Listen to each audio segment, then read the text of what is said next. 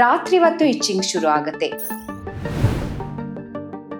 Eczema ಬರೋ chances ಇರುತ್ತೆ. ಏನು ಕಾರಣ ಇಲ್ದೇನೆ ಇಚ್ಚಿಂಗ್ ಆಗೋ ಚಾನ್ಸಸ್ ಇರುತ್ತೆ. ಇವೆಲ್ಲ ಬಹಳಷ್ಟು ಜನಕ್ಕೆ ಕಾಣಿಸ್ಕೊಳ್ಳೋದೆ ರಾತ್ರಿ ಹೊತ್ತು. ಒಣಚರ್ಮಗಳಿಂದ ಗಾಯಗಳ ಆಗತ್ತೆ. ಏನಕ್ಕಂತ ಅಂದ್ರೆ ಯಂಗರ್ ಜನರೇಷನ್ ಅವ್ರಿಗೆ ಕಂಪೇರ್ ಮಾಡಿದ್ರೆ ಓಲ್ಡರ್ ಜನರೇಷನ್ ಅವ್ರಿಗೆ ಡ್ರೈನೆಸ್ ಆಗುತ್ತೆ.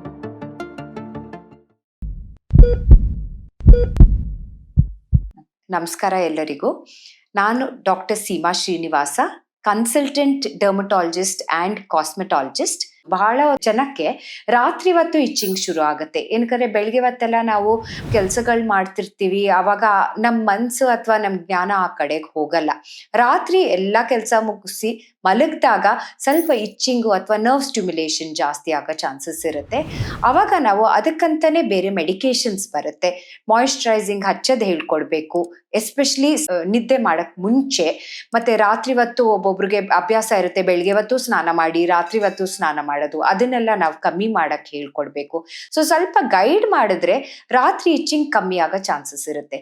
ಇನ್ನೊಂದೇನು ಅಂತ ಅಂದ್ರೆ ವಯಸ್ಸಾದ್ಮೇಲೆ ಎಕ್ಸಿಮಾ ಅಂತ ತೊಂದ್ರೆ ಕಾಮನ್. ಎಕ್ಸಿಮಾ ಬರೋ ಚಾನ್ಸಸ್ ಇರುತ್ತೆ. ಇಚ್ಚಿಂಗು ಏನು ಕಾರಣ ಇಲ್ದೇನೆ ಇಚ್ಚಿಂಗ್ ಆಗೋ ಚಾನ್ಸಸ್ ಇರುತ್ತೆ. ಅಥವಾ ಸೆನೈಲ್ ಪ್ರೂರೈಟಿಸ್ ಅಂತ ಹೇಳ್ತೀವಿ. ಸೆನೈಲ್ ಪ್ರೂರೈಟಿಸ್ ಅಂದ್ರೆ ವಯಸ್ಸಾದ್ಮೇಲೆ ಬರೋ ತುರ್ಕೆ. ಇದು ಯಾವ ಕಾರಣ ಇಲ್ದೇನೆ ಬರೋ ಚಾನ್ಸಸ್ ಇರುತ್ತೆ. ಇವೆಲ್ಲ ಬಹಳಷ್ಟು ಜನಕ್ಕೆ ಕಾಣಿಸ್ಕೊಳ್ಳೋದೆ ರಾತ್ರಿ ಹೊತ್ತು. ಸೊ ಹೌದು, it is very common. But ಅದಕ್ಕೆ ಟ್ರೀಟ್ಮೆಂಟು ಇದೆ. ಸರಿಗೆ ಟ್ರೀಟ್ಮೆಂಟ್ ಕೊಟ್ಟು ಲಾಂಗ್ ಟರ್ಮ್ ಟ್ರೀಟ್ಮೆಂಟ್ ಆದ್ರೆ, ಗೈಡೆನ್ಸ್ ಕೊಟ್ರೆ ಈ ರಾತ್ರಿ ಇಚ್ಚಿಂಗ್ ಅನ್ನೋದು ಕಮ್ಮಿ ಆಗುತ್ತೆ. ಇನ್ನು ಕೆಲವು ಕಾರಣಗಳಿದಾವೆ. ಒಬ್ಬೊಬ್ರಿಗೆ ಇನ್ಫೆಕ್ಷನ್ ಆಗೋಗುತ್ತೆ.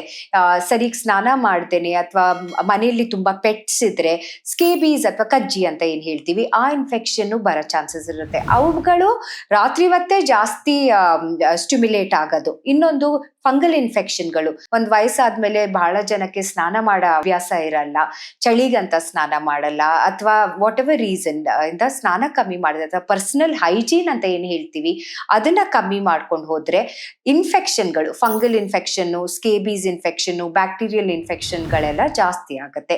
ಅಂಡ್ ಒಂದ್ ವಯಸ್ಸು ಆದ್ಮೇಲೆ ನಿಮ್ ಬಾಡಿಗೆ ರೆಸಿಸ್ಟೆನ್ಸ್ ಕಮ್ಮಿ ಆಗುತ್ತೆ ಒಂದು. ಇನ್ನೊಂದು ಬಾಡಿಗೆ ಫೈಟಿಂಗ್ ಕೆಪಾಸಿಟಿ, ಸಣ್ಣ ಪುಟ್ಟ ಇನ್ಫೆಕ್ಷನ್ ಬಂದ್ರೆ ಅದನ್ನ ಫೈಟ್ ಮಾಡೋ ಕೆಪಾಸಿಟಿನೂ ಕಮ್ಮಿ ಆಗತ್ತೆ. ಅವಾಗ ಈ ಕಾಯಿಲೆಗಳೆಲ್ಲ ಜಾಸ್ತಿ ಆಗತ್ತೆ. ಅವುಗಳು ಬೆಳಗ್ಗೆನೂ ಇಚ್ಚಿಂಗ್ ಬರುತ್ತೆ, ಬಟ್ ಬಹಳಷ್ಟು ಜನಕ್ಕೆ ಕಾಣಿಸ್ಕೊಳ್ಳೋದೆ ರಾತ್ರಿ ಹೊತ್ತು. ಒಣಚರ್ಮಗಳಿಂದ ಗಾಯಗಳ ಆಗತ್ತೆ. ಏನಕ್ಕಂತ ಅಂದ್ರೆ ಒಣಚರ್ಮ ಇರುವಾಗ ನಿಮ್ ಸ್ಕಿನ್ ಬ್ಯಾರಿಯರ್ ಫಂಕ್ಷನ್ ಅಂತ ಏನ್ ಹೇಳ್ತೀವಿ ಅದು ಕಮ್ಮಿ ಆಗೋಗಿರುತ್ತೆ.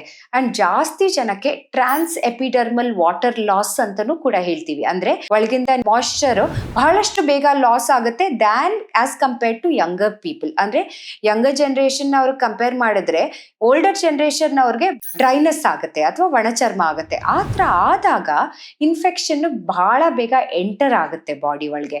ಹಾಗಾಗಿ ಇನ್ಫೆಕ್ಷನ್ಗಳೆಲ್ಲ ಆಗೋ ಚಾನ್ಸಸ್ ಇರುತ್ತೆ. ಸೊ ಸೀನಿಯರ್ ಸಿಟಿಸನ್ಸ್ ಇಚ್ಚಿಂಗ್ ಹೌದು ಕಾಮನ್ ಇರುತ್ತೆ ಅವರಲ್ಲಿ. ಹೇಗ್ ಮ್ಯಾನೇಜ್ ಮಾಡಬೇಕು ಅಂತ ಅಂದ್ರೆ ಅದೇ ಸ್ನಾನಗಳು ಜಾಸ್ತಿ ಮಾಡಬೇಡಿ, ಮಾಯಿಶ್ಚರೈಸರ್ಗಳು ಉಪಯೋಗಿಸಿ. ಇನ್ನೊಂದು ಮೋಸ್ಟ್ ಇಂಪಾರ್ಟೆಂಟ್ ಸೀನಿಯರ್ ಸಿಟಿಸನ್ಸ್ ಕಂತೆ ತುಂಬಾ ಜನ ಎಣ್ಣೆಗಳಾಗ್ತಾರೆ. Coconut oil, almond oil, castor oil ಅಥವಾ ಹರಳೆಣ್ಣೆಗಳು ಹಚ್ತಾರೆ.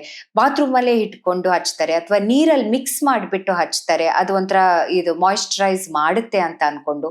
ಪ್ಲೀಸ್ ಅದನ್ನ ಮಾಡಬೇಡಿ. ಜಾರ ಚಾನ್ಸಸ್ ಇರುತ್ತೆ ಬಾತ್ರೂಮ್ ಅಲ್ಲಿ. ಅಷ್ಟು ಅಬ್ಸಾರ್ಬ್ ಆಗಲ್ಲ ನಿಮ್ಗೆ ಮಾಯಿಶ್ಚರೈಸ್ ಮಾಡಕ್ಕೆ. ಸೊ ನಿಮ್ ಡರ್ಮಟಾಲಜಿಸ್ಟ್ ಕೇಳ್ಬಿಟ್ಟು ಒಳ್ಳೆ ಮಾಯಿಶ್ಚರೈಸರ್ ಉಪಯೋಗಿಸಿ. That will give you much more relief. ಅದು ಯಾವಾಗ್ಲೂ ನಿಮ್ ಎಣ್ಣೆಗಳಿಗಿಂತ ಬೆಟರ್.